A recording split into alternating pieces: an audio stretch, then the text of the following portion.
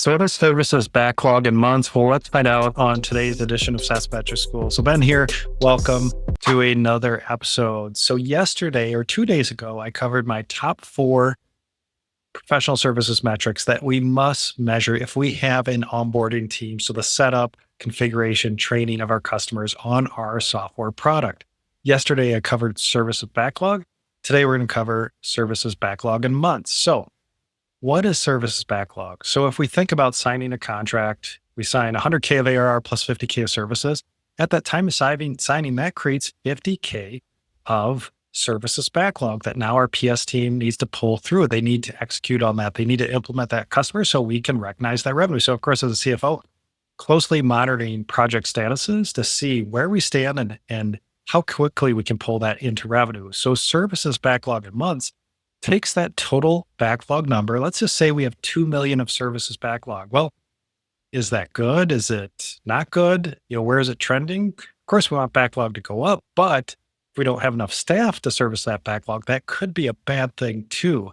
But backlog in months is when we take that services backlog number and then we divide it by our team's burn rate. So that burn rate, think about implementation consultants. What I do is I look historically to see on average how much revenue we're pulling in from, or how many of those invoice dollars we're pulling in from backlog into revenue.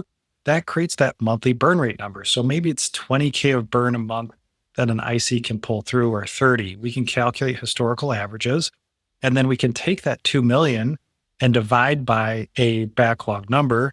Let me just get my calculator out, 2 million. And let's just say, just for ease, 50K of burn for my team. Well, actually, let's make that bigger. So but our team can pull through 300K of revenue per month. That's 6.6 months of software or services backlog. That number we want to closely monitor because we don't want to sign a new customer and it's months before we can service them. And then when that number does increase, services backlog in months, we can then easily justify the additional hiring of additional billable services staff to now start chipping away at that backlog. If it's getting too high, say it's going from 6 to 7 to 8 to 10 months, we need to hire because our backlog's going up, but we don't have enough billable staff in our team to service that backlog.